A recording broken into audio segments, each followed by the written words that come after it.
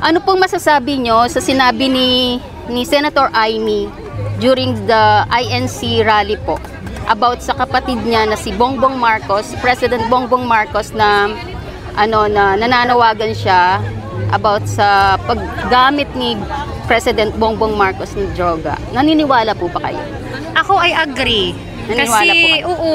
Kasi ako as a sister or kapatid, syempre hindi ko tolerate yung mali ng kapatid ko.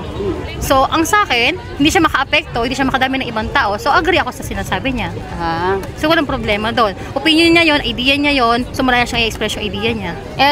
At tungkol naman po sa ginawa kay PRRD na pag-kidnap sa kanya, pagkulong sa ICC, ano pong masasabi niyo doon? Actually, hindi siya makatarungan kasi unang-una, dapat meron tayong mga legal way, proper way, na hindi siya nangyari, then biglaan na lang ginawa. Tapos parang naging harassment pa, syempre, may mga nasaktan, may mga agrabyado, tapos may mga bawal na supposed to be dapat wala.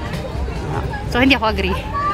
So, ano po yung panawagan nyo kay President Bongbong Marcos, kung meron? Ay, sana po. Kasi ang panawagan ng karamihan is Marcos resign. Kayo po, ano pong opinion nyo? Ako kasi, meron naman siyang freedom na mabawi pa siguro yung magkakamali man siguro siya, pwede niya siguro itama hanggang sa matapos yung panunungkulan niya. Oo. Sa 2028 po, sino po yung karapat dapat na maging presidente sa tingin nyo? Sara Duterte. Sara Duterte po. So makasarap po kayo, Hindi naman, po kayo. pero nakikita ko kasi yung possibility, yung parang future. Yung leadership po, ano? Opo.